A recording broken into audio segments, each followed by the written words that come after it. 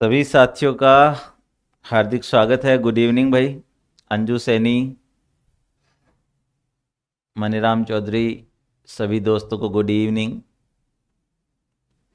कल space technology को लेकर जितना भी हमने डिस्कशन किया है, क्या वो आपको याद है? सिमरन गुड इवनिंग।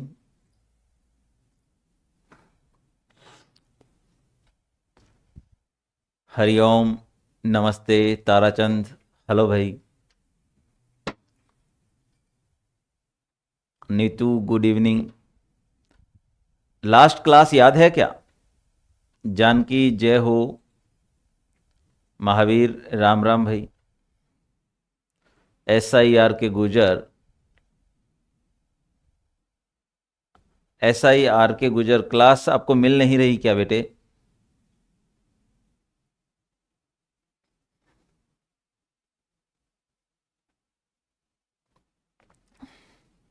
ऋतुराव, एकलव्य कुमार, प्रेमदीप, चेतन, नरेंद्र सिंह, सभी दोस्तों को गुड इवनिंग।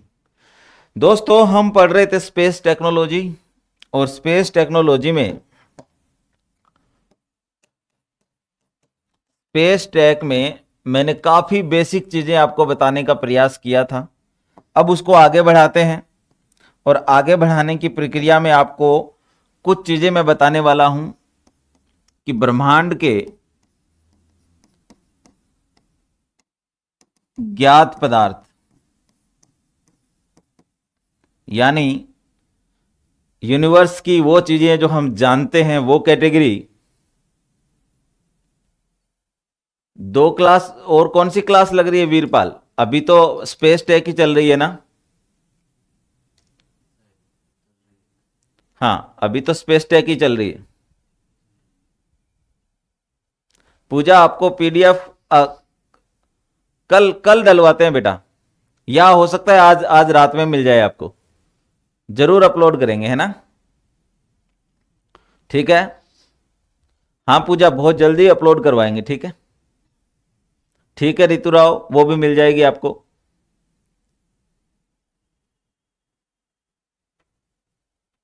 हाँ, हिस्ट्री वाली क्लास बंद होने वाली है अभी, है ना? वो क्लास आपकी ऑफ हो जाएगी अभी।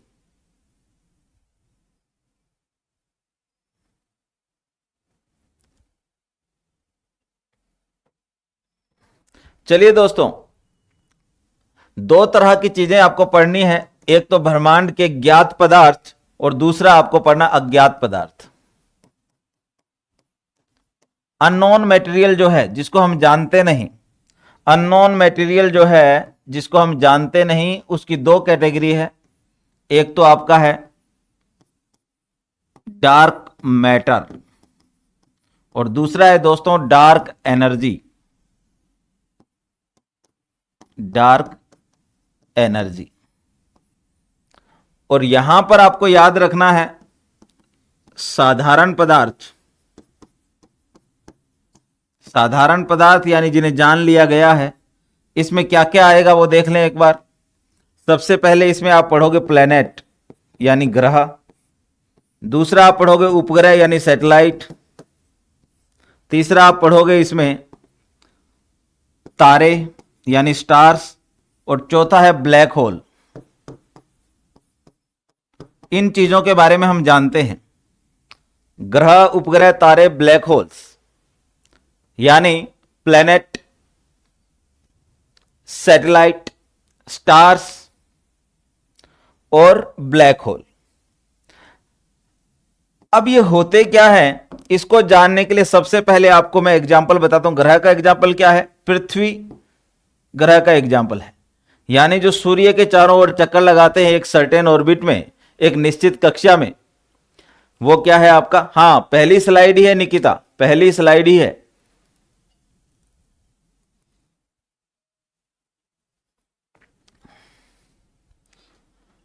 शुभम, टेस्ट तो स्टार्ट हो चुके हैं बेटा।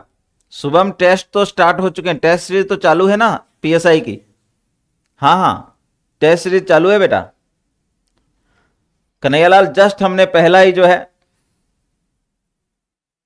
हाँ मुकेश, मैं बता दूंगा आपको। मैं ये कह रहा था कि पूरे ब्रह्मांड को, यूनिवर्स को दो भागों में बांटा जाता है। एक तो आपका है ब्रह्मांड के ज्ञात पदार्थ जिसे तुम जानते हो, ब्रह्मांड में वो सब जिसे तुम जानते हो। यूनिवर्स को आप दो भागों में बांटते हो, एक तो नॉन मैटेरियल, एक अननोन मैटेरियल। ठीक है, सबसे पहले मैं बात कर रहा हूं अननोन, आपका नॉन मैटेरियल की। तो नॉन मैटेरियल में आप पृथ्वी को जानते हो और ऐसे ही कई और प्लेनेट है जो सूर्य के चारों ओर जो है चक्कर लगाते हैं। हाँ, अभिषेक डिफेंस के बारे में क्या पूछना है पूछो बेटा, सवाल भेज दो, मैं आपको उत्तर दूंगा। उपग्रह की बात करें दोस्तों तो उपग्रह में चंद्रमा है। यदि आप नेचुरल सैटेलाइट की बात करें तो चंद्रमा, इसके अलावा कृत्रिम सैटेलाइट भी हो सकते हैं, पर वो यहां हम अभी मेंशन नहीं करेंगे। उपग्रह केवल हम जानना चाहेंगे अभी प्राकृतिक के बारे में। नेचुरल सैटेलाइट जो है तो वो चंद्रमा इसका एक अच्छा एग्जाम्पल है।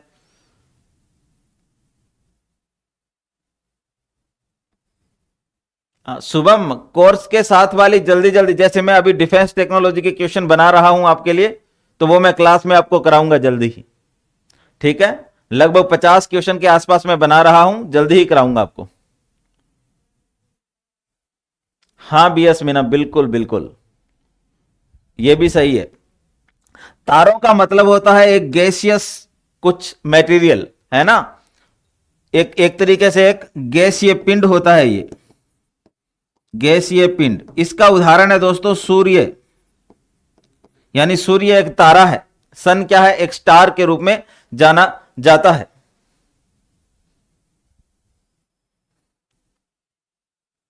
वरुण नारायण पारिक, आपको क्लास नहीं दिख रही बेटा स्पेस टेक्नोलॉजी की? थर्ड वाला तारे, स्टार, इसका मतलब है स्टार, स्टार।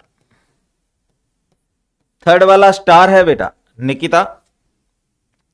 वरुण, क्लास तो चल रही है बेटा, सारे बच्चे पढ़ रहे हैं। हाँ दिनेश, आपको टाइमली बता देंगे टेस्ट के लिए। ब्लैक होल का मतलब होता है ब्रह्मांड का एक ऐसा क्षेत्र, यूनिवर्स का एक ऐसा क्षेत्र जहां पे ग्रेविटी इतनी ज्यादा है कि उसके अंदर से प्रकाश गुजर नहीं सकता, वो वहीं अपने अंदर ही समा लेता है चीजों को। ठीक है, वो अपने अंदर ही चीजों को समा लेता है। तो ब्लैक होल की परिभाषा मैं अलग से लिख देता हूं, ब्लैक होल की परिभाषा अलग से लिख देता हूं दोस्तों। ब्लैक होल, स्टीफन हॉकिंग का जो काम है ना इसी पे है। स्टीफन हॉकिंग जो दुनिया के सबसे महान वैज्ञानिकों में से एक माने जाते हैं आइंस्टीन के बाद, उनका ज्यादातर काम ब्लैक होल पे ही है। अब ब्लैक होल होता क्या है, ब्रह्मांड का या यूनिवर्स का वह भाग, ब्रह्मांड का वह भाग जहां पर अत्यधिक मात्रा में गुरुत्वाकर्षण होता है, यानी ग्रेविटेशन होता है। गुरुत्वाकर्षण या ग्रेविटेशन होता है, इसमें से प्रकाश भी नहीं गुजर सकता। ठीक है भाई, तो ये हो गया आपका ब्लैक होल के बारे में। और यहां यह भी आपको जानना है कि दुनिया का केवल 5% भाग है ये। कितना परसेंट भाग है? 5%। जिसको तुम जानते हो वो कितना है दोस्तों? वो केवल 5% है। ये बात नोट कर लीजिए।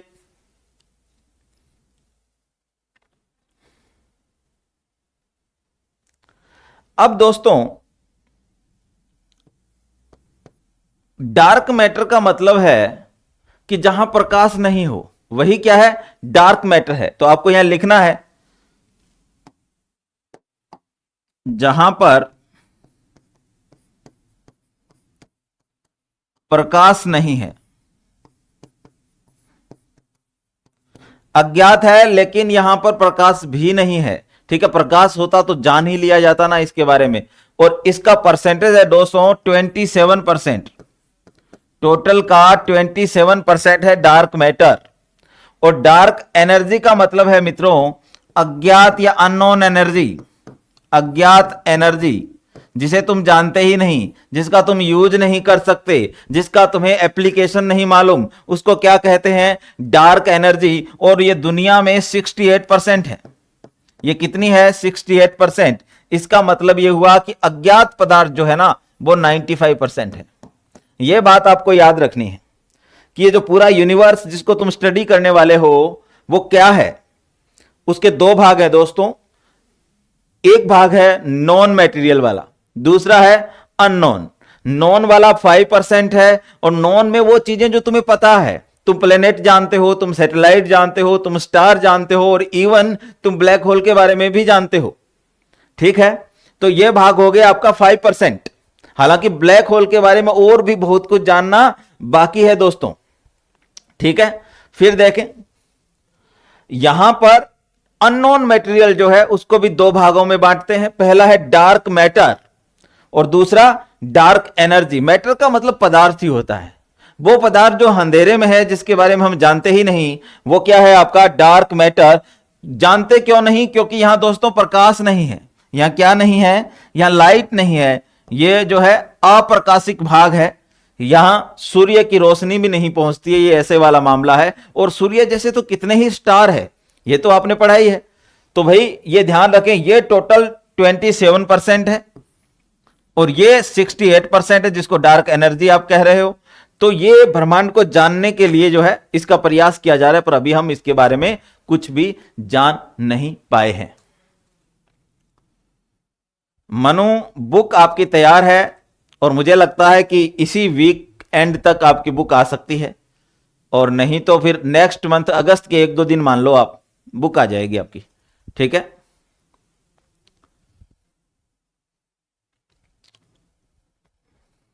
हाँ कोमल, ये 5% टोटल है। ये वाला जो साधारण पदार्थ है ना जिसको हम जान रहे हैं वो 5% है। जिसको हम जानते नहीं वो कितना है? हाँ, नॉर्मल मैटर को नॉर्मल ही मैटर कहना है, जान के उसका नाम ही नॉर्मल मैटर है। ये नॉर्मल मैटर है, आप विजिबल मैटर मत कहना इसको, ये नॉर्मल मैटर है। क्योंकि विजिबल इसलिए नहीं कह सकते क्योंकि ब्लैक होल के बारे में सारी जानकारी अभी हमें पता नहीं है। ठीक है, इसलिए तो ये नोट कर लीजिए जल्दी से, फिर हम आगे बढ़ते हैं।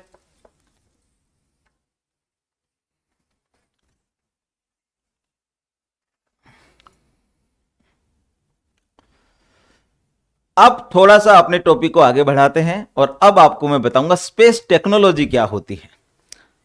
ये आपका ब्लैक होल के बारे में है कि ब्लैक होल क्या होता है। ब्लैक होल से कोई भी चीज क्रॉस नहीं हो सकती, उसके अंदर ही समा जाएगी। ये ब्लैक होल की खासियत है और ब्लैक होल की सबसे बड़ी विशेषता इसे ही माना जाता है। अब आप लिखिए कि स्पेस टेक्नोलॉजी क्या होती है। अंतरिक्ष प्रौद्योगिकी,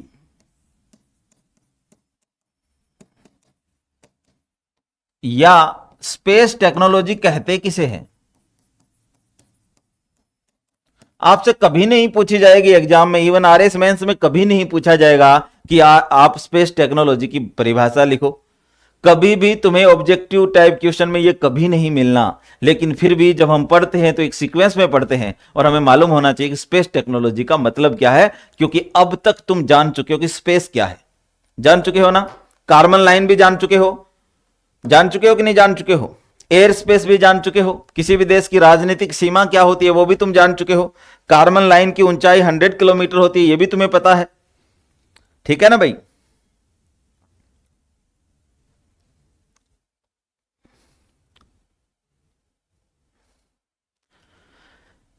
तो लिखिए दोस्तों, अंतरिक्ष से संबंधित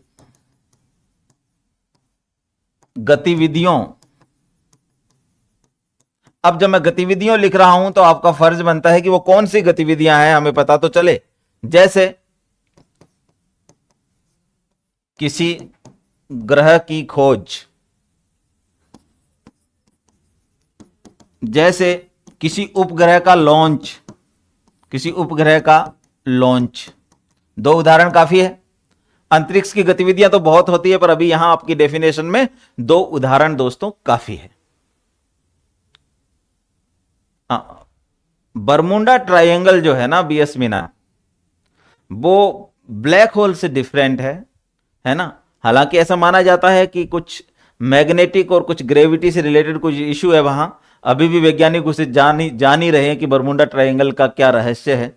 सिर्फ अनुमान लगाते हैं अभी तक तो, क्योंकि जो उसके बारे में जान रहा है वो तो उसी में ही रह जाता है ना। तो बरमुंडा ट्रायंगल अभी भी एक रहस्य है और पता नहीं कब इसके बारे में हमें पता चलेगा। तो भाई अंतरिक्ष से संबंधित गतिविधियों में उपयोग होने वाली विज्ञान और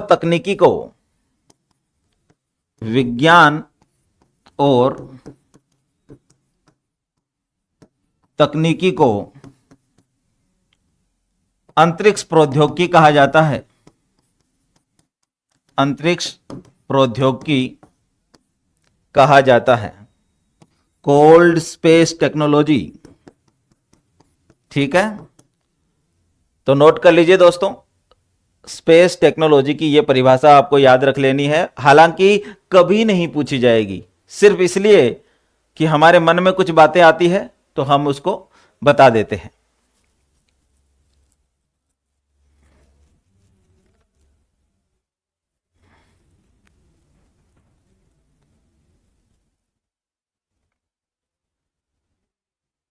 अब इसमें क्या क्या शामिल है वो भी देखें। स्पेस टेक्नोलॉजी में क्या क्या शामिल है। स्पेस टेक्नोलॉजी में सम्मिलित है। अब क्या क्या है वो देखें। पहली चीज जो आपको पता होनी चाहिए वो है दोस्तों रॉकेट टेक्नोलॉजी। रॉकेट और launch vehicle technology. Rocket and launch vehicle technology आपको पढ़नी है। ठीक है दोस्तों, रॉकेट एवं प्रक्षेपण यान तकनीक, यह आपको पढ़नी है इसके पहले भाग के रूप में। रॉकेट क्या होते हैं और लॉन्च व्हीकल क्या है, यह तकनीक अंतरिक्ष में जो है पढ़ी जाती है।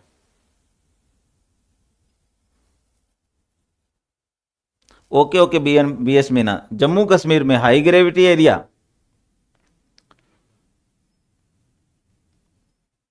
देखो मनु, करंट जो बच्चे बहुत बाद में एग्जाम देंगे उनको भी अभी का करंट अफेयर्स धीरे धीरे पढ़ते रहो, क्योंकि आज का जो करंट अफेयर्स है ना वो लंबे समय तक तुम्हें काम आएगा। बस कुछ डेटा ही तो बदलेंगे, उसको हम अपडेट करते रहेंगे। तो तुम करंट अफेयर्स पढ़ने की आदत अभी से डालो। अभिषेक, आपका मैसेज मुझे मिला नहीं है, फिर से कॉपी करके उसे भेजो।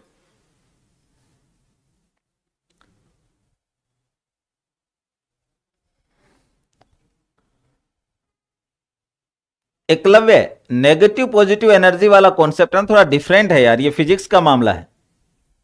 हाँ, उसमें क्या है तुम कंफ्यूज हो जाओगे, यदि हम उधर जाएंगे ना तो यहां वाला कंफ्यूज हो जाओगे तुम। नेगेटिव पॉजिटिव एनर्जी जो है ना, हाँ, यदि आप ये जानना चाहते हो कि हमारे आसपास इन्वायरमेंट कैसा है तो मैं फिलोसफिकल आंसर दे सकता हूं अभी के लिए, क्योंकि यदि हम फिजिक्स में घुसे तो क्लास जो है भटक जाएगी, तो वहां तो मैं जाऊंगा नहीं। लेकिन मैं तुम्हें इतना बता देता हूं कि नेगेटिव एनर्जी और पॉजिटिव एनर्जी जो है ना, इसका क्या होता है। हमारे आसपास एक ही कॉन्सेप्ट है जिसका नाम एनर्जी है। ठीक है,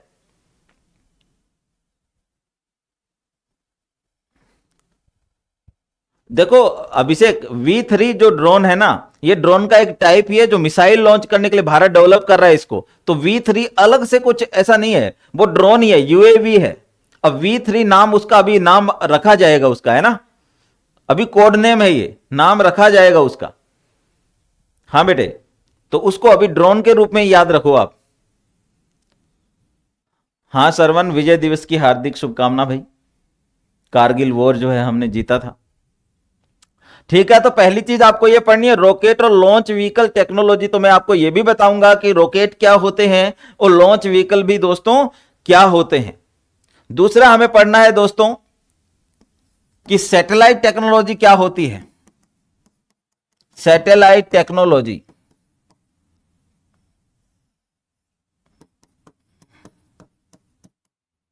ठीक है, उपग्रह प्रौद्योगिकी।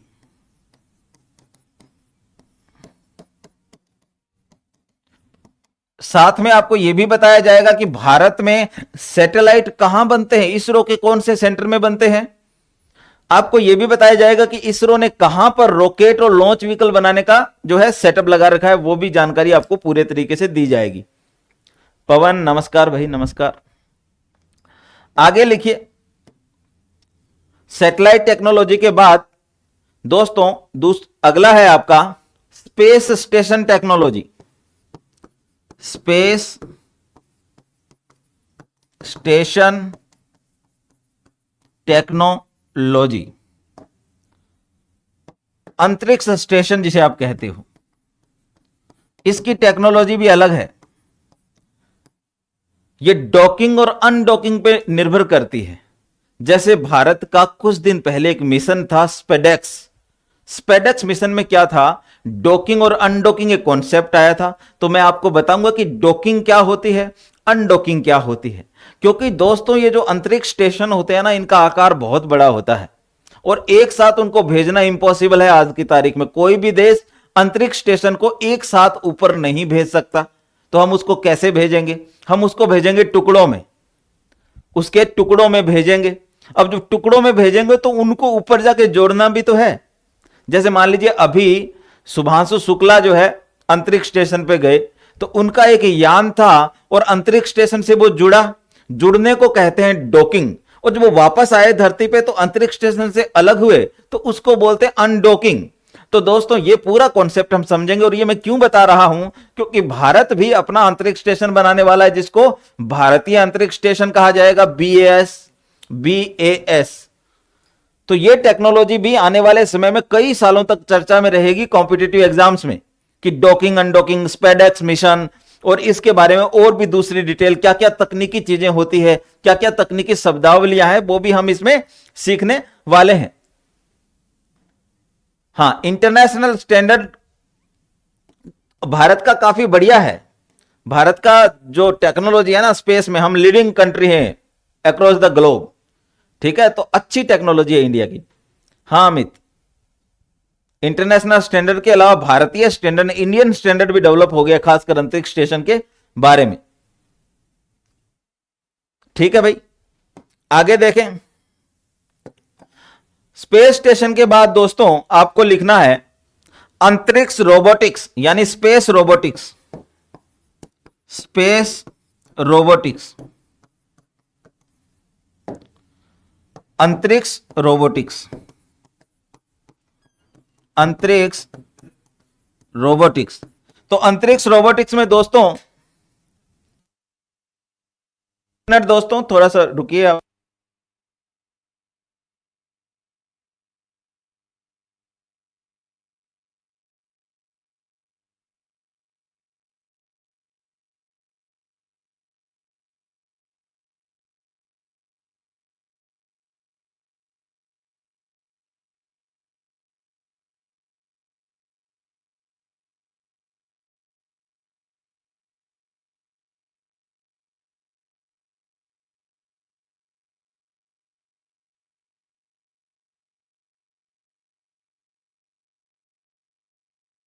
ठीक है, तो देखिए यहां स्पेस रोबोटिक्स लिखा हुआ है। इसका मतलब यह है कि जैसे हमने चंद्रयान के साथ क्या भेजा था, प्रज्ञान भेजा था, हमने विक्रम लैंडर भेजा था और वो वहां जाके अपने आप गतिविधियां कर रहे थे। इसका मतलब वो रोबोट है ना।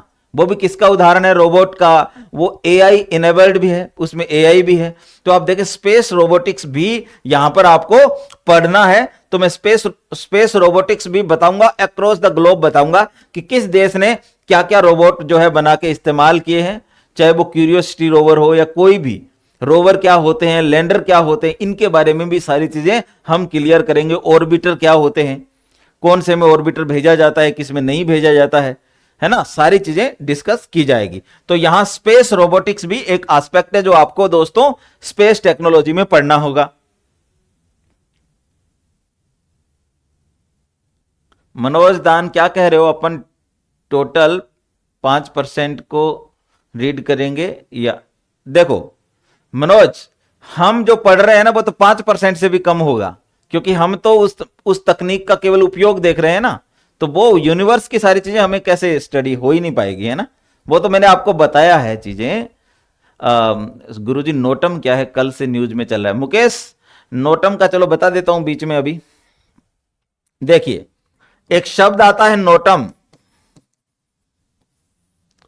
नोटिस या नोटिसेज टू एयरमैन, इसको क्या बोलते हैं? Notices to airmen. ध्यान से सुनना, जब भी किसी देश को मिसाइलों का टेस्ट करना हो, जब भी किसी देश की एयरफोर्स को कोई अपना अभ्यास करना हो, तब क्या होता है, आसपास की दुनिया को या आपके देश के एयर स्पेस से कोई भी अंतरराष्ट्रीय मार्ग जाता है एरोप्लेन वाला, तो उन सबको कह दिया जाता है कि भैया इस एरिया में मत आना, क्योंकि इतनी तारीख से इतनी तारीख तक हम यहां मिसाइल का परीक्षण करने वाले हैं, इतनी से इतनी तारीख तक हमारी एयरफोर्स यहां पर टेस्ट करने वाली है, हमारी एयरफोर्स यहां अभ्यास करने वाली है, ठीक है। तो तब हम क्या करते हैं, सिविल एविएशन वाले जितने भी पायलट होते हैं ना, उन सबको एक नोटिस भेजते हैं कि भैया इस एरिया में मत आना, आओगे तो ये जिम्मेदारी तुम्हारी होगी, क्योंकि हमारी मिसाइल तुम्हें भी हिट कर सकती है। तो इसलिए नोटम जारी किया जाता है। समझ में आ गया क्या मुकेश? नोटम भी इंपॉर्टेंट चीज है वैसे दोस्तों, पूछे जा सकती है इस बार प्रीलिम्स में, इवन पीएसआई में भी पूछ सकते हैं कि नोटम क्या है। तो नोटिसेज टू एयरमैन होता है, और ये कोई देश कब जारी करता है, जब उसे किसी मिसाइल का टेस्ट करना हो, उसे किसी मिसाइल का या फिर अभ्यास करना हो उसकी एयरफोर्स को, तब इस्तेमाल होता है। तो नोटम का अर्थ, नोट आप लिख लीजिए, नोटिसेज टू एयरमैन। पाकिस्तान वाले भी भारत को देते रहते हैं, भारत भी आजकल खूब दे रहा है नोटम, तो पूरी दुनिया के पायलट को जाता है जो उस एरिया से गुजरने वाले होते हैं। तो फिर पायलट क्या करेंगे, दूसरा रास्ता चुन लेते हैं इधर उधर जाने के लिए। समझ में आ गया? हाँ अभिषेक, बिल्कुल बिल्कुल, मिसाइल परीक्षण के दौरान या फिर अभ्यास चल रहा हो तब जारी होता है। हाँ हाँ बिल्कुल जानकी, मैंने इसको मिसाइल वाले समय भी नोटम बताया था, लेकिन अभी मनोज ने पूछ लिया तो फिर मैंने फिर से बता दिया आपको, है ना, आप सबका भी रिवाइज हो गया।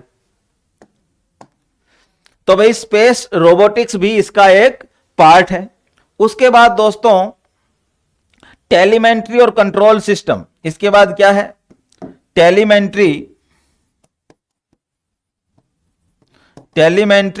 एंड कंट्रोल सिस्टम, ठीक है भाई। इसको देवनागरी में लिखना, टेलीमेंट्री और कंट्रोल सिस्टम। इसका क्या मतलब होता है? इसका मतलब होता है दोस्तों कि आप धरती पर बैठे बैठे क्या स्पेस में जो आपके सैटेलाइट है उसको नियंत्रित कर सकते हो क्या? आप अंतरराष्ट्रीय स्पेस स्टेशन के बारे में धरती से कम्युनिकेशन कर सकते हो क्या? क्या शुभांशु शुक्ला भारत के प्रधानमंत्री से बात कर सकता है क्या? यस, किया था ना बात, काफी ज्यादा बात हुई। राकेश शर्मा की भी बात हुई जब वो रशियन स्पेस स्टेशन पे गए थे उस जमाने में 1984 में। तो आप देखिए अब ये चीजें कैसे संभव होती है, ये टेलीमेंट्री और कंट्रोल सिस्टम से होती है। धरती पर बैठे बैठे आप अंतरिक्ष की चीजों को कंट्रोल कर सकते हैं, उनसे कम्युनिकेशन स्टेब्लिश कर सकते हैं। कोई दूसरे सैटेलाइट से आपका सैटेलाइट टकरा के नष्ट तो नहीं हो जाएगा, उसका भी ख्याल रखा जाता है। यदि ऐसा हो जाए तो रास्ता बदला जाता है फिर सैटेलाइट का, ठीक है ना। तो अंतरिक्ष में तो लगभग आज की तारीख में लगभग 2 से 2.5 हजार ऐसे सैटेलाइट है जो घूम रहे हैं। ये तो सोचकर देखिए, सारे देशों के पास यदि स्पेस टेक्नोलॉजी हो जाए तो कैसी बाढ़ आ जाएगी धरती के चारों ओर ऐसे विभिन्न कक्षाओं में, और आपस में टकरा टकरा के बहुत सारे छोटी छोटी चीजें बनती जाएगी। और आपको पता है ना कि इंटरनेशनल स्पेस स्टेशन की स्पीड क्या है, वो 28,000 किलोमीटर पर आवर की स्पीड से चलता है, 28,000 किलोमीटर। और इस स्पीड से चलने वाली चीज के साथ कोई और चीज आप जोड़ोगे जिसको मैंने डॉकिंग कहा था, तो सोचो ये कितनी कॉम्प्लिकेटेड टेक्नोलॉजी है। भारत ने भी अपना मिशन जब किया अभी आपका स्पेडेक्स वाला, तो कितनी बार दिक्कतें आई, बहुत पास आकर भी हम कर नहीं पाए, फिर धीरे धीरे कर रहे हैं, क्योंकि आप स्पीड को कैसे कंट्रोल करोगे। तो इसके लिए तो आपको महारत चाहिए, बहुत ज्यादा एक्सपर्टीज चाहिए।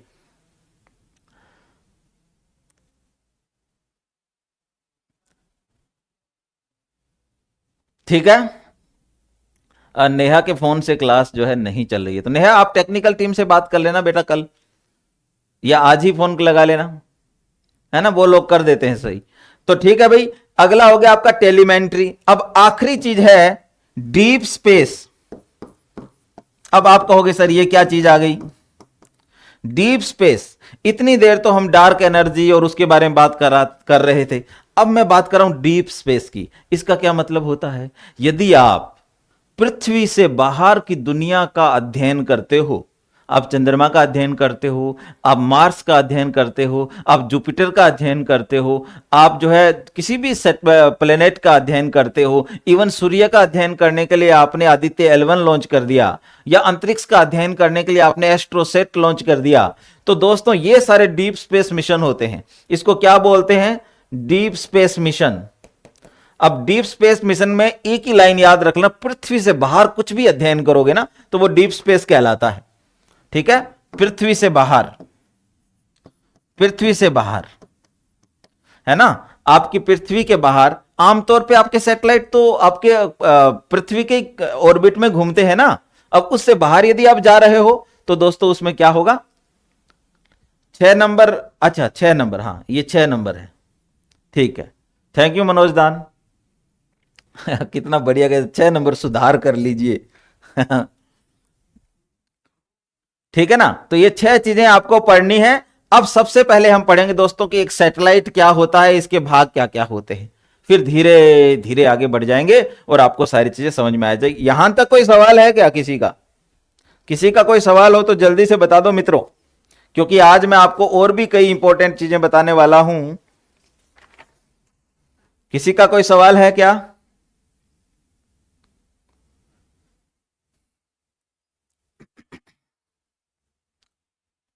ओके, कोई और बच्चा जिसका कोई सवाल हो जल्दी से बताइए।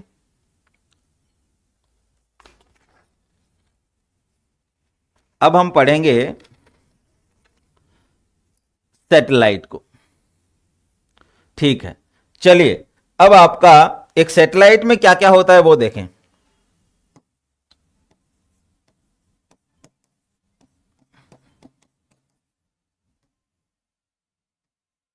सैटेलाइट, सबसे पहले देखें सैटेलाइट होता क्या है।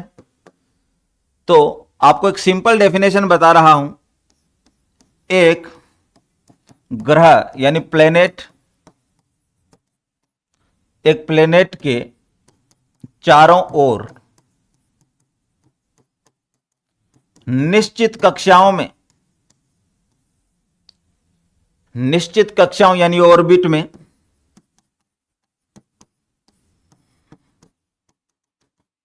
निश्चित कक्षाओं में चक्कर लगाने वाला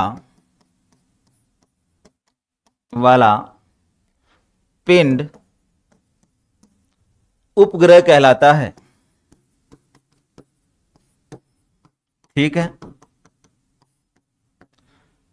जैसे मान लीजिए ये हमारी पृथ्वी है, ये क्या है, अर्थ है, इसके चारों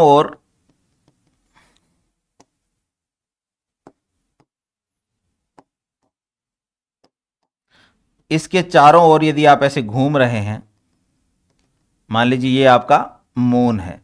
ठीक है, तो मून क्या हो गया, एक उपग्रह हो गया। सिमिलरली आप देखें किसी और कक्षा में, यहां कोई आपने सैटेलाइट लगा दिया, तो ये सैटेलाइट भी क्या कहलाएगा, उपग्रह। तो आप देख लीजिए ये आपका एक उपग्रह हो गया, और ये कृत्रिम उपग्रह हो गया, चाहे जी सेट हो या कोई भी हो, तो वो वाली चीजें। हाँ हाँ, सारा कुछ बताएंगे। आयुष्मान, इस दुनिया में स्पेस टेक्नोलॉजी कब शुरू हुई, पूरा इतिहास बताऊंगा मैं आपको, चिंता ना करें, कुछ भी नहीं है यार। अब 60 साल की हुई है स्पेस टेक्नोलॉजी। मैं उम्र बता देता हूं आपको, स्पेस टेक्नोलॉजी की एज कितनी है पता है, 60 साल। 1957 से पहले, 60 या 70 साल मान लो, 1957 से पहले किसी को पता ही नहीं था कि स्पेस का यूज कैसे करना है। जब स्पुतनिक फर्स्ट भेजा रसिया ने, तब जाके पहली बार पता चला कि ऐसा भी कुछ किया जा सकता है। फिर अमेरिका भी कूद गया, तो फिर 1958 और ऐसे चलते चलते चीजें आगे बढ़ गई। ठीक है ना, सब बताएंगे। अब ये जो उपग्रह होते हैं दो तरह के होते हैं। पहला होता है प्राकृतिक यानी नेचुरल। इसका सर्वोत्तम उदाहरण है आपका चंद्रमा, जैसे कि चंद्रमा है ना, मून। और इधर आप लिख सकते हो कृत्रिम उपग्रह। ठीक है, तो इसमें आप किसी भी चीज का उदाहरण दे दीजिए। संचार सैटेलाइट का नाम दे दीजिए संचार उपग्रह। जैसे कुछ दिनों पहले भारत ने छोड़ा GSAT-20। ठीक है, इसी तरीके से रिमोट सेंसिंग सैटेलाइट, जिन्हें RSS कहते हैं, रिमोट सेंसिंग सैटेलाइट। तो इसमें भी आप क्या है, जैसे कार्टोसेट श्रृंखला ऐसा ही है, कार्टोसेट। अभी हम निसार छोड़ने वाले हैं, अभी 30 तारीख को। निसार बहुत इंपॉर्टेंट है, बहुत ही इंपॉर्टेंट है। जो बच्चे इस साल एग्जाम देने वाले हैं ना, चाहे वो RS प्री वाले हो चाहे PSI वाले हो, निसार की तो एक एक चीज याद रखनी है। क्योंकि मैंने पिछले कुछ पेपर्स में देखा है कि RPSC तुम्हें उस पर कितने जो है ट्रांसपोंडर लगे हुए हैं, उस पर क्या क्या जो है दूसरे कितने पेलोड लगे हुए हैं, उसके बारे में भी बात पूछ रही है। पहले नहीं पूछते थे ऐसे, यानी अब RPSC खुद डेप्थ में जा रही है। तो हमारी भी ड्यूटी है कि आपको डेप्थ में लेके जाएं। ठीक है, तो आपका निसार जो है वो भी एक ऐसा ही सैटेलाइट है। ठीक है ना भाई, तो दो तरह के होंगे। अब एक कृत्रिम उपग्रह में क्या क्या होता है, तो सबसे पहले मैं बनाता हूं दोस्तों इसका एक डायग्राम जो आपको काम आने वाला है। ठीक है,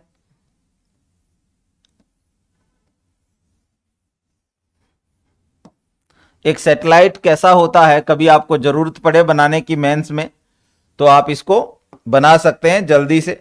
वहां पर कोई फीते लेके नहीं बैठना है कि पूरा नाप के ही बनाएंगे, जल्दी से बना देना है। ठीक है भाई,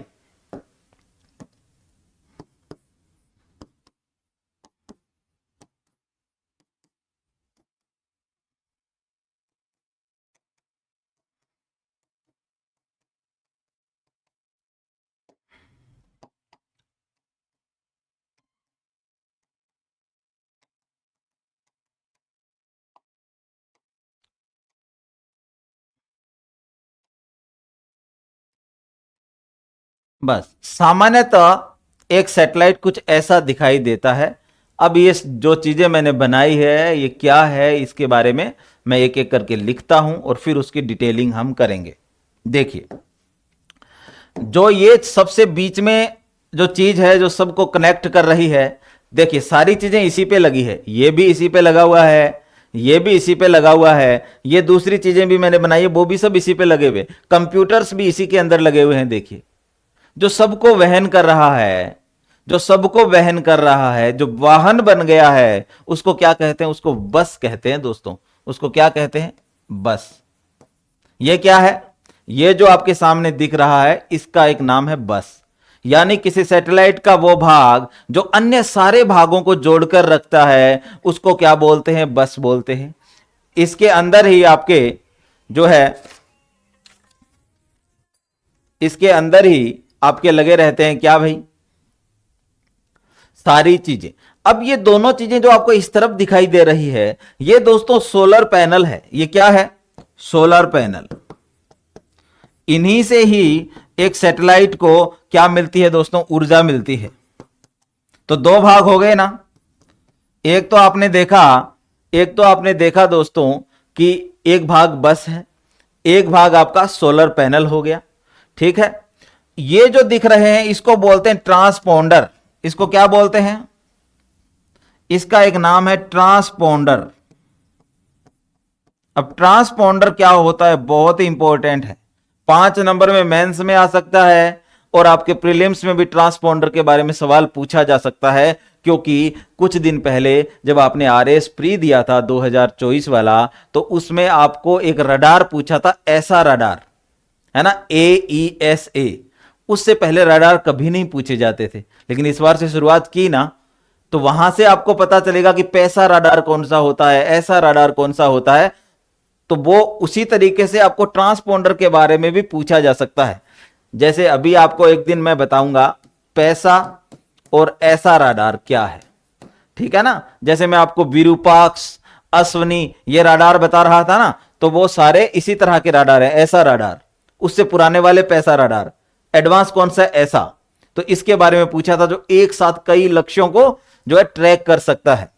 तो ऐसे ही आपको ट्रांसपोंडर के बारे में भी पढ़ना होगा, जिसकी भी अभी मैं थोड़ी देर बाद आपको डिटेल कराऊंगा। इसके अलावा ये जो आपको सिस्टम इसमें दिख रहा है, ये पेलोड है।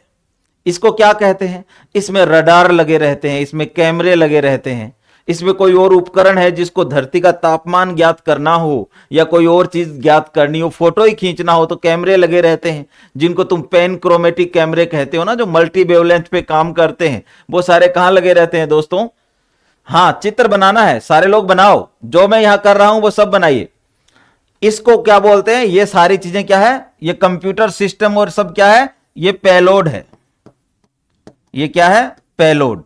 जिस भार को एक सैटेलाइट लेके गया है, सैटेलाइट पे कैमरे लगे हो सकते हैं फोटो खींचने के लिए, कार्टोग्राफी के उपकरण लगे रह सकते हैं जो कार्टोग्राफी करते हैं, मैपिंग करते हैं, है ना, या तापमान ज्ञात करने वाले, या मौसम की जानकारी लेनी हो तो उससे संबंधित कोई उपकरण लगा रह सकता है, जो स्पेक्ट्रोस्कोपी लगी रह सकती है। तो ये सारे उपकरण इसके अंदर लगे रहते हैं, उसी को पेलोड कहा जाता है, ठीक है ना भाई। तो यहां आपने देखा कि हमने कई भागों को देखा दोस्तों। एक तो आपका हो गया बस, दूसरा आपका सोलर पैनल हो गया, तीसरा आपका ट्रांसपोंडर हो गया, चौथा आपका पेलोड हो गया, और यहां पर एक और उपकरण है दोस्तों जिसका नाम है गायरोस्कोप। ये जो दिख रहा है ना आपको यहां, इसको बोलते हैं गायरोस्कोप। गायरोस्कोप, गायरोस्कोप जो होता है ना, वो एक सैटेलाइट को उसकी कक्षा में बनाए रखता है। जिस ऑर्बिट में उसे घूमना है ना, उससे वो कभी भटके नहीं, वो कभी उससे भटके नहीं। इसलिए इसमें गायरोस्कोप लगाया जाता है, जो उसका एंगल बनाए रखता है कि कहां दूसरे सैटेलाइट से बच के निकलना है, कैसे अपने आप को स्थिर रखना है। ऐसा तो नहीं कि तुम ऐसी ऑर्बिट में पहुंच गए जहां अर्थ का ग्रेविटेशनल फोर्स आपको खींच ले अपनी तरफ और आप एक सैटेलाइट रहे ही नहीं, इन्वायरमेंट में जाके जल के राख हो जाए। तो इन सब चीजों को रोकने के लिए आपके पास एक अपैरेटस है जिसको गायरोस्कोप बोलते हैं, है ना, जो टेलीमेट्री सेंटर से भी कंट्रोल होता है, तो वो उसको कक्षा में बनाए रखता है। तो इतनी चीजें दोस्तों, कितना हो गया भाई इसमें, 1 2 3 4 5, ये आपके 5 जो भाग हैं दोस्तों, ये मैंने आपको बता दिया। इसके अलावा दोस्तों एक भाग और होता है जिसे आप कहते हैं टेलीमेट्री और निर्देश तंत्र। एक भाग कौन सा होता है, वो भी मान लीजिए यहां होता है, आप ये मान लो, ठीक है। सैटेलाइट में कहीं भी मान सकते हो, सिर्फ बस में दिखाना है इसको, है ना। टेलीमेट्री और निर्देश तंत्र, क्यों भाई, ये तो कंप्यूटर से ही हो सकता है ना। तो भाई ये आपका टेलीमेट्री सिस्टम है।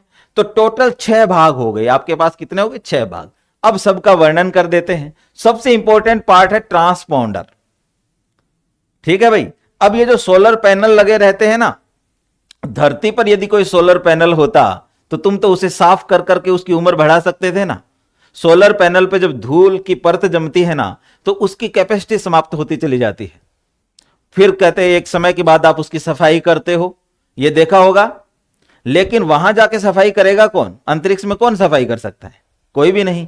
तो ये जल्दी खराब हो जाते हैं, और ये जब जल्दी खराब हो जाते हैं तो उपग्रह की आयु भी निश्चित हो जाती है कि ये 5 साल काम करेगा, 6 साल 10 साल काम करेगा। और कई कई बार जब ये खराब नहीं होते हैं तो फिर वो लंबे समय तक सेवाएं देते हैं, जबकि हम अनुमान लगा रहे होते हैं कि 5 साल चलेगा, लेकिन चलता वो 7 साल है या 8 साल है।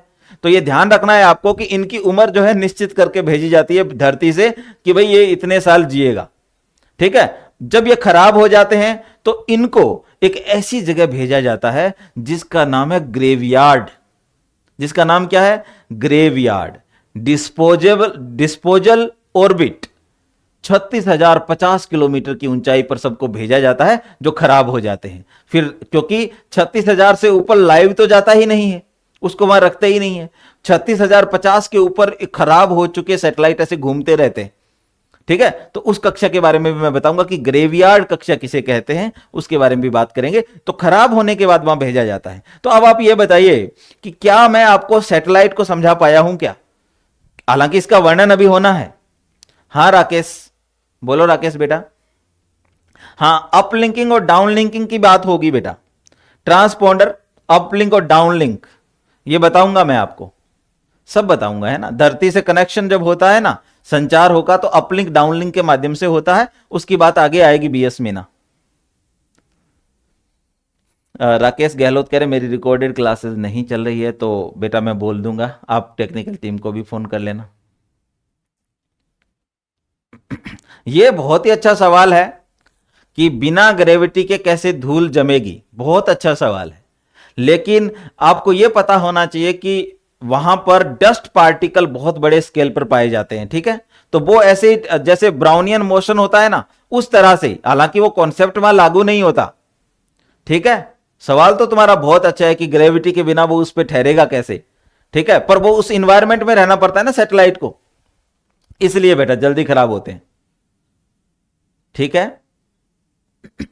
वो उस तरह के डस्ट पार्टिकल नहीं है जैसे यहां है धरती पे, वैसे होते तो उसके चारों ओर पानी जम जाता, बारिश हो जाती, वहां तो वैक्यूम है ना, ठीक है बेटा।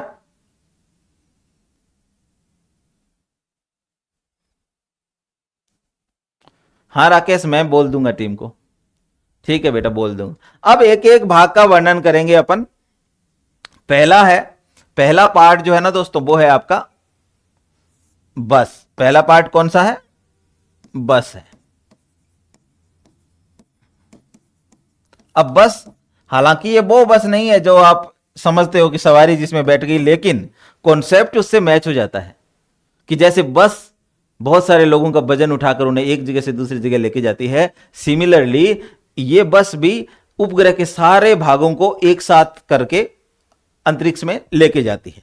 तो आपको सिर्फ इतना बताना है कि यह उपग्रह का वो भाग है, यह उपग्रह का वह भाग है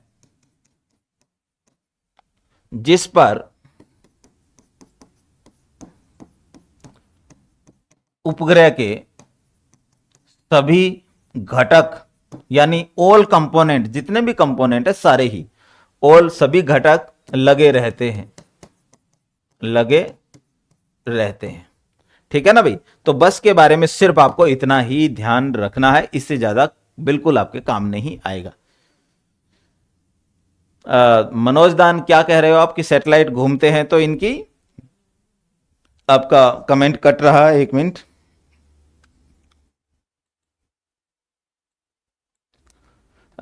तो उनकी दिशा फिक्स होती है या? अच्छा, ओके, सुनिए ध्यान से, मैं आपको एक चीज बता रहा हूं। जब सैटेलाइट घूम रहा है ना, तो उसका सब कुछ पहले से ही निश्चित होता है, सब कुछ पहले से ही निश्चित होता है बेटा, ठीक है, ठीक है। तो पहला आपका क्या हो गया? बस हो गया, जिसपे सारे कंपोनेंट जो है ना सैटेलाइट के असेंबल रहते हैं, उसी पे लगे रहते हैं। हाँ जानकी, मैं कोशिश कर रहा हूं बेटा। आगे देखें, अगला है दोस्तों, दूसरा जो पार्ट है वो है आपका पेलोड। क्या है? पेलोड। पेलोड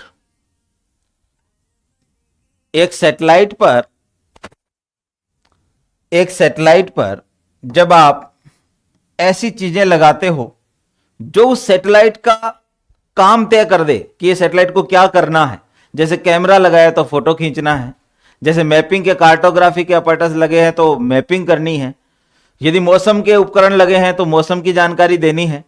तो जो उपकरण लगे रहते हैं, ठीक है, जो उपकरण लगे रहते हैं उन्हें पेलोड कहा जाता है। तो दोस्तों, एक उपग्रह पर यानी एक सैटेलाइट पर लगाए जाने वाले उपकरण, लगाए जाने वाले उपकरणों को, यानी जो इंस्ट्रूमेंट है, उपकरणों को पेलोड कहते हैं, पेलोड कहते हैं। जैसे यदि डिफेंस टेक तुम पढ़ोगे ना, डिफेंस टेक जैसे तुमने पढ़ ही लिया है, तो वहां पेलोड हम किसको कहते थे? उस विस्फोटक पदार्थ को कहा करते थे जो एक मिसाइल लेके जाता है, उसे ही कहते थे ना। तो यहां पर एक सैटेलाइट जो लेके जा रहा है, क्योंकि सोलर पैनल वगैरह तो निश्चित है हर सैटेलाइट में होने ही होने हैं, लेकिन हर सैटेलाइट में पेलोड जो है अलग अलग तरह के होते हैं। इसलिए सबसे इंपॉर्टेंट चीज क्या है दोस्तों, सबसे इंपॉर्टेंट चीज है आपकी पेलोड। चेतन ने पूछा है कि स्पेस में इंडिया के कितने सैटेलाइट है, तो बेटा 50+ सैटेलाइट एक्टिव है, अभी लाइव है इंडिया के, जिंदा सैटेलाइट 50+ है। ठीक है चेतन, अभी जैसे आज ही आया कि नाविक प्रणाली के 7 में से 3 तो एकदम जो है इनएक्टिव हो गए, केवल 4 ही ऑपरेशनल है। तो ये बात मैंने कल भी आपको बताई थी ना कि वो जो है सिस्टम अभी नाविक वाला थोड़ा कोलैप्स कर गया इंडिया का, तो आज देखिए न्यूज में भी आ गया। तो दोस्तों अब उदाहरण देखिए कि क्या क्या हो सकता है। फॉर एग्जाम्पल आप बता सकते हो कैमरे लगाए जाते हैं। इसके अलावा कैमरों के अलावा आप लगा सकते हो कार्टोग्राफी के उपकरण, कार्टोग्राफी उपकरण यानी कार्टोग्राफी के इंस्ट्रूमेंट। फिर आप लगा सकते हो दोस्तों थर्मामीटर। रुद्रेश जी मैं क्लास ले रहा हूं, क्लास के बाद जुड़ता हूं आपसे, लिखा था ना 6:30 मैंने। अच्छा यार डियर, मैं क्लास में हूं ही, अभी अंदर ही हूं क्लास के। ठीक है माय डियर, ओके। ठीक है ना भाई, कैमरे, कार्टोग्राफी उपकरण और इसके अलावा स्पेक्ट्रोस्कोपी, स्पेक्ट्रोस्कोपी इस तरह के उपकरण लगे रहते हैं जो अलग अलग चीजों का ज्ञान देते हैं। ठीक है ना, किसी का काम कुछ है, किसी का काम कुछ है, तो ये कुछ एग्जाम्पल हो गए, है ना। तो ये पेलोड होता है। अब सबसे इंपॉर्टेंट चीज एक सैटेलाइट के बारे में, वो है ट्रांसपोंडर। इससे इंपॉर्टेंट कुछ नहीं होता सैटेलाइट पे। हालांकि पेलोड भी इंपॉर्टेंट है, लेकिन ट्रांसपोंडर उससे भी इंपॉर्टेंट है, क्योंकि पूरा का पूरा कम्युनिकेशन धरती से किसके माध्यम से होता है, ट्रांसपोंडर के माध्यम से। इस भाई साहब ने क्या फोटो खींचा, इसने कौन सा मैप बनाया, इसने क्या काम किया, क्या जानकारी इकट्ठा की, ये तुम्हें कौन बताएगा, ये तुम्हें ट्रांसपोंडर ही बताएगा। इसलिए सबसे बढ़िया जो चीज है वो क्या है दोस्तों, ट्रांसपोंडर। ताराचंद आपको ब्लैक होल फिर से बताना है। देखो ब्लैक होल यूनिवर्स के ऐसे क्षेत्र है जहां पे ग्रेविटी बहुत ज्यादा मात्रा में है, और जो बहुत ज्यादा ग्रेविटी होती है तो वो अपनी तरफ खींचती है चीजों को। इन जनरल हम क्या कहते हैं, इन जनरल हम कहते हैं दोस्तों कि जैसे धरती है, तो धरती का ग्रेविटेशनल फोर्स कोई बहुत ताकतवर फोर्स नहीं माना जाता है, क्योंकि सबसे ताकतवर फोर्स तो न्यूक्लियर फोर्स होते हैं। ठीक, लेकिन धरती का जो फोर्स है ना, ये सबसे कमजोर फोर्स में आता है, ग्रेविटेशनल। लेकिन ब्लैक होल में ग्रेविटेशनल बहुत नेक्स्ट लेवल पे होता है, तो उसके अंदर से जब कोई चीज जाएगी तो वो अपनी तरफ ही उसे खींच लेता है, उसी को ब्लैक होल कहते हैं बेटा। हाँ हाँ, मिसाइल में निकिता जो विस्फोटक पदार्थ है ना, जो एक्सप्लोजिव है, वो पेलोड ही कहलाता है। हाँ जानकी, कार्टोग्राफी टूल का मतलब क्या है बेटा, कार्टोग्राफी टूल का मतलब है मैपिंग करना। हाँ मैपिंग, बिल्कुल सही लिखा है आपने, मैपिंग इक्विपमेंट, बिल्कुल ठीक है। ताराचंद मेरी बात समझ में आ गई ब्लैक होल के बारे में। अब अगला देखें दोस्तों, अगला जो उपकरण है आपका 3 नंबर पे, वो है ट्रांसपोंडर। ट्रांसपोंडर, पहले तो हम ये देखेंगे कि ये जो चीज है वो क्या है। तो पहली बात मैं आपको यह बता दूं कि यह एक इलेक्ट्रॉनिक डिवाइस है, यह एक इलेक्ट्रॉनिक डिवाइस है।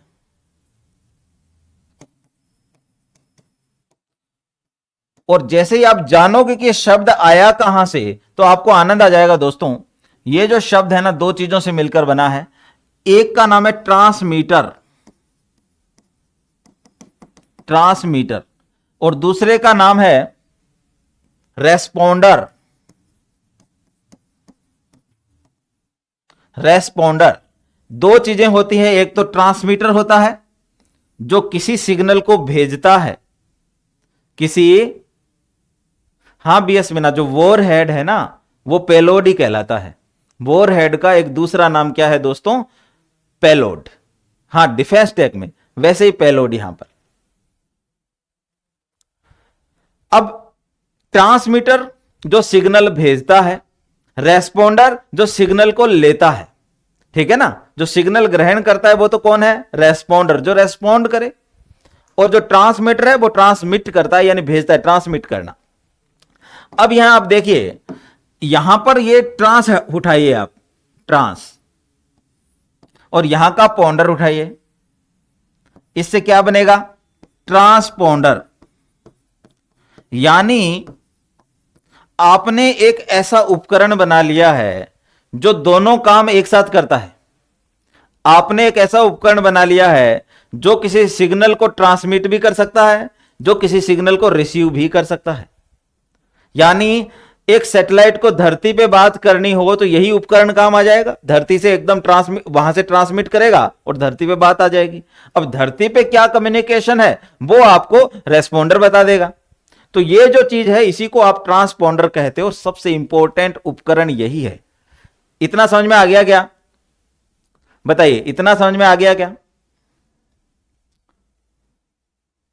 एक इलेक्ट्रॉनिक डिवाइस है ट्रांसपॉन्डर, बना कैसे, ट्रांसमीटर और रेस्पॉन्डर को मिलाकर ट्रांसपॉन्डर बना। अब देखिए धरती पर कैसे कम्युनिकेट होता है, ध्यान से देखना।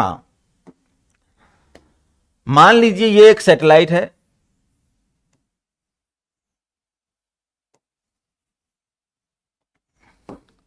और ये हमारी प्यारी पृथ्वी है। यहां पर एक टावर लगा हुआ है और यहां पर भी एक टावर लगा हुआ है। मान लो एक ही देश के दो एरिया में टावर लगे हुए हैं। इस टावर से यहां पर सिग्नल भेजा जाता है ऐसे, ठीक है। और यहां जो एक मिनट, यहां जो टावर है वो सिग्नल को ग्रहण करता है। तो आप देखिए ये आपका ट्रांसपॉन्डर है सैटेलाइट का। तो जब आपने यहां से सिग्नल भेजा तो यहां क्या है, यहां ट्रांसमीटर है। यहां क्या है, ट्रांसमीटर।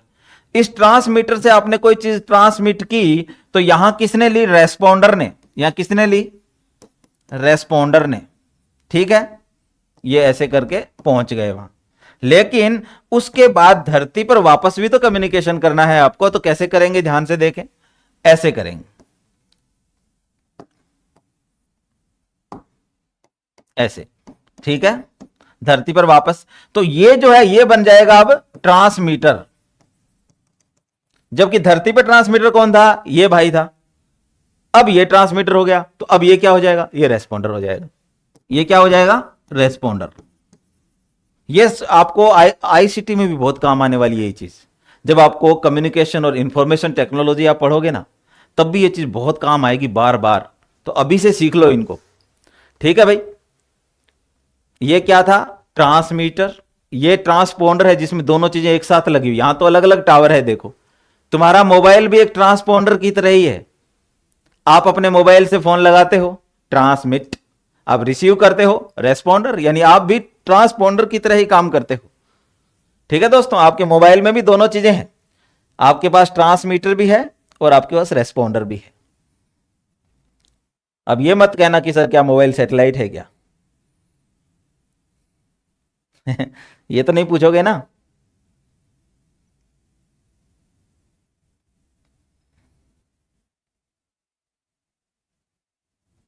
हाँ जी बिल्कुल मनोजदान, भेजने वाला ट्रांसमीटर, लेने वाला रेस्पॉन्डर। स्पेस पे हो या अर्थ पे, बहुत बढ़िया, क्या बात है। तुम लोगों की बात ही अलग है ना। सांसें लेना जिंदगी नहीं है, जिंदा नजर आना जरूरी है ना। तो तुम लोग जिंदा नजर आते हो, मुझे बहुत अच्छा लगता है। तो अब समझ में आ गई, ये जो चीज आपने देखी है यहां, ये क्या चीज है, यही ट्रांसपॉन्डर है। अब थोड़ी देर पहले बीएस मीना क्या कह रहे थे कि सर अप लिंक और डाउन लिंक वाली बात थी। तो अब और देखो आप, ट्रांसमीटर टू रेस्पॉन्डर, जब धरती से सैटेलाइट से बात की जाती है तो ये क्या है, अप लिंक, ऊपर की तरफ लिंक, है ना। इसको क्या बोलते हैं, इस प्रोसेस को क्या बोलते हैं दोस्तों, अप लिंक, ठीक है। और जब भी तुम सैटेलाइट से धरती पर बात करते हो, ये वाला प्रोसेस, ये क्या कहलाएगा, ये तो ऐसे हो गया, ये क्या कहलाएगा, डाउन लिंक। ये भी आज से याद रखना आप, डाउन लिंक। ये क्या है? Up link. ये रहा। ये क्या है? Down link. कोई पूछ सकता है मुझसे कि सर इनकी फ्रीक्वेंसी सेम होती है क्या? पूछ सकते हो, प्रीलिम्स में भी सवाल आ सकता है कि डाउन लिंक और अप लिंक की फ्रीक्वेंसी कितनी होती है। ये गीगाहर्ट्ज पे काम करते हैं। कितने पे काम करते हैं? गीगाहर्ट्ज। हालांकि मैं आपको ये चीजें समझाऊंगा कि गीगाहर्ट्ज वगैरह क्या होते हैं। तो दोस्तों, अपलिंक हमेशा ही याद रखना, आज से हमेशा ही डाउन लिंक से ज्यादा होती है इसकी फ्रीक्वेंसी, डाउन लिंक से ज्यादा। ठीक है, हमेशा ही डाउन लिंक से ज्यादा हो। तो सामान्यतः माना जाता है 5 से 6 गीगाहर्ट्ज, 5 से 6 गीगाहर्ट्ज पे। अब आपको चूंकि ये दोनों मिक्स ना हो जाए तो क्या करते हो, इसकी कम रखी जाती है। तो सदैव अपलिंक से कम। याद रखना बेटा, स्टेटमेंट बेस्ड क्वेश्चन आ सकते हैं। और होती कितनी है? 3 से 4 गीगाहर्ट्ज, 3 से 4 गीगाहर्ट्ज। चाहो तो नोट कर लो, राउंड फिगर में बता दिया मैंने आपको। हाँ, जब मैं आईसीटी पढ़ाऊंगा तो स्पेसिफिक भी बताऊंगा। अभी के लिए इतना ही याद रखना है।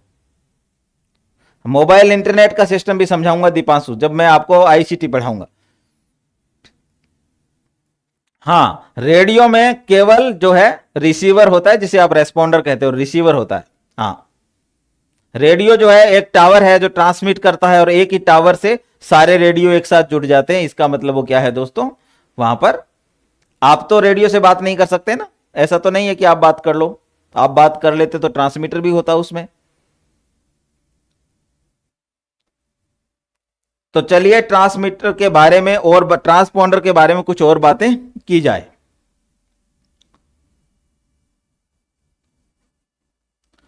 ठीक है भाई। कन्हैयालाल, देखिए मैं आपको एक अगली स्लाइड में ही लिख देता हूं। पहली तो चीज है अपलिंक। ये क्या है? अपलिंक। एक चीज है डाउन लिंक। डाउन लिंक, दो कॉन्सेप्ट आ गए आपके सामने। अपलिंक क्या होता है? सिंपली याद रखिए, जब अर्थ से सैटेलाइट के साथ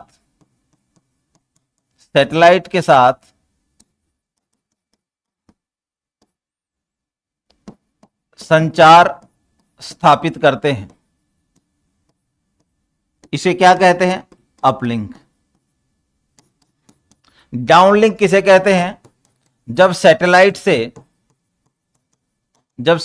से अर्थ पर संचार स्थापित करते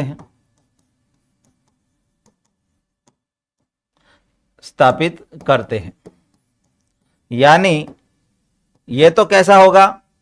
ऊपर की ओर जाएगा। ये कैसा होगा? नीचे की ओर आएगा। ठीक है ना। एक चीज और याद रखें, इसकी आवृत्ति यानी फ्रीक्वेंसी सदैव डाउनलिंक से ज्यादा होती है, डाउनलिंक से ज्यादा। इसकी फ्रीक्वेंसी सदैव अपलिंक से कम होती है, अपलिंक से कम। ये चीजें याद रखनी, स्टेटमेंट के रूप में आ सकता है ये। ठीक है दोस्तों। हंसराज मीना, कल क्लास नहीं होगी, ठीक है। आप बनाते रहिए, डायग्राम बनाओगे तो ही सीखोगे ना बेटा। मोनू, डायग्राम बनाया करो, है ना। कल तो आई थिंक सो क्लास यदि होगी तो वो होगी, यदि क्लास होगी ना तो वो वाली होगी आपका डिफेंस टेक्नोलॉजी वाला जो मैटर रह गया ना, स्टिल्थ टेक्नोलॉजी, अवोक सिस्टम जो मुझे आपको पढ़ाना है, वो वाला। अब इसकी फ्रीक्वेंसी कितनी होती है? ये आपकी होती है दोस्तों 5 से 6 गीगाहर्ट्ज अप्रोक्सीमेट, और ये होती है 3 से 4 गीगाहर्ट्ज। ठीक है, हर्ट्ज में इसको मेजर करते हैं। ठीक है, हर्ट्ज साइंटिस्ट का नाम था, उनके नाम पे ही।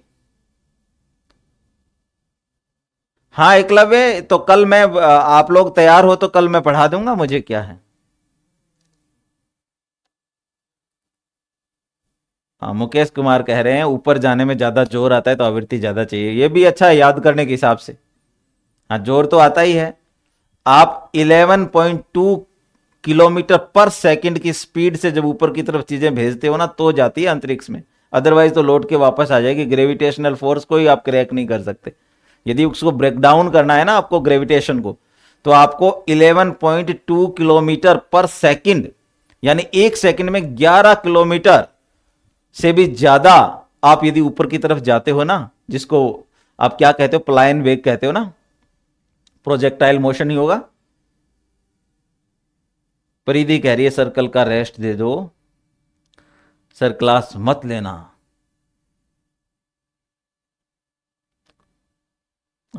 सर अपलिंक और डाउनलिंक डायरेक्ट या इनडायरेक्ट तो ट्रांसपोर्टर कनेक्ट होते हैं।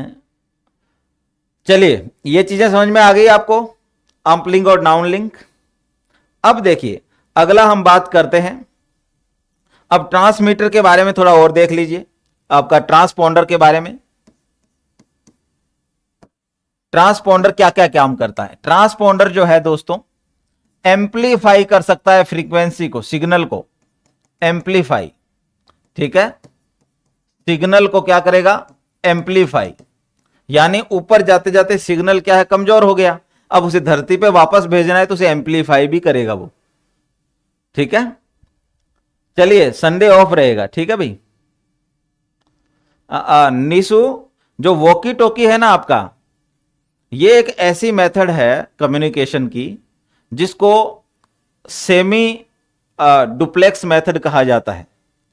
उसमें क्या होता है, जैसे आप वॉकी टॉकी पे बात करते हो ना, तो एक बार एक व्यक्ति बात बंद कर देगा ना तभी दूसरा बोल पाएगा, अदरवाइज दो लोग बात नहीं कर सकते। जैसे तुम्हारा मोबाइल टू वे है, तुम्हारा टेलीफोन टू वे है, लेकिन वॉकी टॉकी टू वे होते हुए भी इसमें एक कंडीशन है कि आपको कहना कि ओवर, जैसे आपने अपनी बात खत्म की तो ओवर टू यू, यानी आप सामने वाले को कह रहे हो भाई अब तू बोल, मैं चुप हो रहा हूं, तो ये करना पड़ता है उसमें। ठीक है, तो वॉकी टॉकी सिस्टम अलग है। ये भी जब मैं आपको कम्युनिकेशन पढ़ाऊंगा ना तो मैं आपको बताऊंगा कि टेलीविजन और रेडियो वन वे कम्युनिकेशन का उदाहरण है। वो तो तुमसे बात कर सकते, तुम कुछ नहीं कह सकते। ठीक, टेलीफोन और मोबाइल टू वे कम्युनिकेशन है और तुम आपस में एक साथ चिल्ला सकते हो। जैसे गर्लफ्रेंड बॉयफ्रेंड बात करते हैं आपस में, तो कैसे करते हैं कि वो बोल रहा है ये सुन नहीं रही, ये बोल रही है वो सुन नहीं रहा, आपस में बोले जा रहे हैं। ऐसे ही किन्हीं को लड़ते हुए आपने देखा होगा फोन पे, तो कैसे बात करते हैं, ओवरलैप्ड हो जाती है चीजें, लेकिन बात तो कर सकते हैं ना। ऐसा तो नहीं है कि पहले तू गाली दे ले बाद में मैं गाली दूंगा, ऐसा तो नहीं करते, वो साथ में ही करते जा रहे हैं। तो वो मोबाइल और टेलीफोन पे, लेकिन वॉकी टॉकी भी ऐसा नहीं है। वॉकी टॉकी पर एक बार आप बात कंप्लीट करिए, फिर आपको बोलना होगा ओवर टू यू, फिर सामने वाला बोलेगा, उसकी बात खत्म होगी तो वो फिर कहेगा ओवर टू यू, तो फिर इधर वाला बोलेगा। तो ऐसा है पुलिस वालों का, आप देखेंगे ना हमेशा, तो ये सेटअप होगा। हाँ अंशु, बिल्कुल बीच में नहीं बोल सकते उसमें। तो एम्पलीफाई जो है करता है ये सिग्नल को। ठीक है भाई, और क्या करेगा, ये फ्रीक्वेंसी को बदल सकता है ना, आवृत्ति को बदलता है। आवृत्ति को बदलता है, कैसे बदलता है? क्योंकि आपके अपलिंक की तो ज्यादा थी और अब डाउनलिंक की कम करनी है, तो ये काम भी कौन करेगा? आपका ट्रांसपोंडर करेगा। तो दो चीजें हो गई ना, एक हो गया एम्पलीफाई करना, एक आवृत्ति को बदलना, और एक डिकोड एनकोड करना। एक काम क्या है इनका, डिकोड, और दूसरा क्या है, एनकोड। ये काम भी कौन करता है? आपका ट्रांसपोंडर करता है। तो ये ट्रांसपोंडर के कार्य है, फंक्शन है। ट्रांसपोंडर तीन काम करता है दोस्तों, एम्पलीफाई करता है किसको? सिग्नल को। देखो दिनेश, आजकल तो वॉकी टॉकी पे बहुत एडवांस वॉकी टॉकी आ गए, सारे लोग उससे जुड़ जाते हैं। मान लो जयपुर शहर है और पूरा का पूरा कमिश्नरेट जुड़ा रहता है, पुलिस, जितने पुलिस वाले हैं जिसके पास वॉकी टॉकी, एक साथ सब जुड़ते हैं। आजकल तो बहुत एडवांस आ गया, शुरू में कम थे, है ना, शुरू में कम थे। जैसे आपको एक पूरी बिल्डिंग में सीसीटीवी कैमरे लगाने हैं तो 16 पॉइंट वाला या ऐसे 32 पॉइंट वाला ऐसे आता है ना, कि ज्यादा से ज्यादा 16 ही क्लोज सर्किट कैमरे लगा सकते हो, बिल्कुल वैसा ही हो गया आजकल। ज्यादा बहुत लोग जुड़ सकते हैं दिनेश। हाँ होते हैं वॉकी टॉकी कोड होते हैं, नहीं अदरवाइज तो मान लो किसी नॉर्मल सोसाइटी के वॉकी टॉकी से भी कनेक्ट कर जाओगे आप। नॉर्मल सोसाइटी में मान लो एक बड़ी सोसाइटी है, 1500 जा मकान है और वहां पर 40 गार्ड काम करते हैं, तो 40 के पास भी वॉकी टॉकी हो सकता है और वो पुलिस के वॉकी टॉकी या सरकार के वॉकी टॉकी से वो कर जाएंगे। इसलिए सबका जो है अलग फ्रीक्वेंसी होती है ना, सिस्टम चलता है उनका। हाँ आपकी क्लास भी जो है, लेकिन हमारा 2 वे है कम्युनिकेशन। आप मुझसे पूछ सकते हैं ना, आप मुझसे पूछ सकते हैं, मैं आपको बता सकता हूं, तो हमारा 2 वे है। ठीक है, तो भाई ये काम करता है आपका ट्रांसपोंडर। ठीक है दोस्तों, अगला देखें। अगला है चौथा भाग जो है वो है आपका गायरोस्कोप। क्या है गायरोस्कोप? ये क्या काम करेगा? गायरोस्कोप जो है उपग्रह को कक्षा में बनाए रखता है। उपग्रह को कक्षा यानी ऑर्बिट में बनाए रखता है, बनाए रखता है। ऑर्बिट का मतलब होता है पृथ्वी के चारों ओर एक फिक्स जो है पाथ पे रहता है सैटेलाइट, उससे भटकता नहीं, उसी को ऑर्बिट कहते हैं। अगला देखें, अगला है एक ऊंचाई नियंत्रण उपकरण भी होता है दोस्तों, मैं वहां लिखना भूल गया था। ऊंचाई नियंत्रण उपकरण।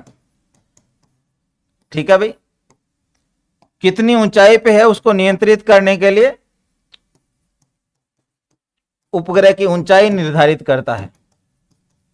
ऊंचाई, ठीक है ना, वो लो अर्थ ऑर्बिट में रहेगा, मिडल अर्थ ऑर्बिट में रहेगा या हाई अर्थ ऑर्बिट में रहेगा, कहां रहेगा इसका काम कौन देखेगा? ऊंचाई नियंत्रण, है ना, एल्टीट्यूड को जो है कंट्रोल करेगा ये। ठीक है दोस्तों, अगला देखें। अगला है आपका सोलर पैनल। सोलर पैनल में एक ही चीज लिखनी है, एनर्जी सोर्स, यानी ऊर्जा स्रोत, एनर्जी सोर्स है ये। अगला देखें, उसके बाद आखिरी एक चीज लिख लीजिए, आपका हो गया टेलीमेंट्री और कंट्रोल तंत्र। यह क्या काम करता है? पृथ्वी से उपग्रह को नियंत्रित करना, पृथ्वी से उपग्रह को नियंत्रित करना। बस ये आपके उपग्रह के कंपोनेंट हो गए, सारे नोट कर लीजिए दोस्तों। कोई सवाल हो तो बताइए, क्योंकि अब आपकी आज की क्लास समाप्त होने की घोषणा की जाती है, तो कोई सवाल हो तो पूछिए दोस्तों। आज हमने क्या क्या पढ़ा देखें। आज हमने सबसे पहले बात की थी यूनिवर्स 2 भागों में है, नॉन अननोन। तो नॉन तो 5% है, अननोन 95% है, और उसके 2 भाग हैं, डार्क एनर्जी और डार्क मैटर। उनके मैंने परसेंटेज भी आपको बताए हैं, क्योंकि ये बातें पूछी जा सकती है इस बार, तो थोड़ा सा अवेयर रहना है इनके बारे में। फिर मैंने आपको ब्लैक होल क्या होता है ये बताया, जहां बहुत ज्यादा ग्रेविटेशन है वो अपनी तरफ खींच लेता है, उसी को जो है तुम ब्लैक होल कहते हो। फिर आपका स्पेस टेक्नोलॉजी होती क्या है उसके बारे में हमने देखा। स्पेस टेक्नोलॉजी में हमें किन किन चीजों की स्टडी करनी है, rocket technology, satellite technology, space station technology, है ना, स्पेस रोबोटिक्स, ये सारा हम पढ़ने वाले हैं एक एक करके। एकलव्य कह रहे हैं सर क्लास का टाइम बढ़ाइए, जरूर जरूर बढ़ाएंगे एकलव्य, थोड़ा सा अभी जल्दी बढ़ाएंगे। फिर हम सैटेलाइट देख रहे थे, तो सैटेलाइट की मैंने डेफिनेशन बताई। इस तरह के डायग्राम थोड़े याद रख लेना, क्योंकि एग्जाम में जब मेंस में लिखोगे ना, तो ये एग्जाम का तरीका और ये सारी चीजें काम आने वाली है, तो थोड़ा दिमाग में रखना दोस्तों। फिर ये 2 तरह के होते हैं, प्राकृतिक और कृत्रिम। ये एक सैटेलाइट है जिसके विभिन्न भाग मैंने आपको बताए, ठीक है। इनके बारे में हम सबसे इंपॉर्टेंट ट्रांसपोंडर है। ट्रांसपोंडर को कैसे दिखाना होता है, मान लो 5 नंबर में ट्रांसपोंडर पे शॉर्ट नोट लिखना आ गया मेंस में, तो आपको ये डायग्राम भी नेसेसरी हो जाएगा बनाना, एक तरफ बनाना पड़ेगा, है ना। जब आंसर राइटिंग में सिखाऊंगा तब बताऊंगा कि कैसे इन चीजों को बनाना होता है। अब आप कहोगे सर ये इतना बड़ा है कि ये तो पूरे एरिया जितना स्पेस दिया रहेगा आंसर का उसमें यही आएगा, तो ऐसा नहीं है, उसका तरीका बताएंगे आपको। ये समझने के लिए है, वहां बनाने के लिए दूसरा बताऊंगा मैं, ठीक है। तरीका यही है, बनाना ऐसा ही है, लेकिन उसको जल्दी से कैसे बनाए कि सेकंडों में बन जाए वो चीजें। नरेंद्र सिंह कह रहे हैं सर ऐसा लग रहा है कि अभी 10 मिनट ही हुआ है क्लास खत्म हो गई। अरे ऐसा नहीं है यार, 1.5 घंटे पढ़ लिए भाई। बजरंग बस आप लोग ना रिवाइज करते रहिए, जो चीजें मैं आपको बता रहा हूं ना, ये इनमें से ज्यादातर चीजें आपके लिए बहुत नवीनता लेके आएगी, आपको एक्सपीरियंस मतलब एक्सपीरियंस कराएगी नई चीजों का। ठीक है, तो ये ध्यान से जो है पढ़ते रहना तुम धीरे धीरे। ठीक है बजरंग, समझ में आ रहा है, बहुत अच्छी बात है बेटा। 5 से 6 गीगाहर्ट्ज अपलिंक की फ्रीक्वेंसी है कन्हैया लाल, जब धरती से सैटेलाइट के साथ कनेक्शन करते हो ना, उसकी गीगाहर्ट्ज पे ही बात होती है। ठीक है बेटा। फिर आपने ये अपलिंक डाउनलिंक भी देखा। फिर ट्रांसपॉन्डर क्या कार्य करता है, वो तीनों कार्य मैंने आपको लिए लिखवा दिए थे। गायरोस्कोप, ऊंचाई नियंत्रण उपकरण, सोलर पैनल और टेलीमेंट्री और कंट्रोल तंत्र। तो ये सारी चीजें हमने दोस्तों पढ़ ली और मुझे उम्मीद है कि आप इसको बहुत अच्छे से तैयार कर लोगे। ठीक है, तो चलिए आज की क्लास यहीं समाप्त करते हैं और आप सभी को हैप्पी संडे। आप बढ़िया से जो है संडे बनाइए। ठीक है भाई, चलिए, all the very best, thank you.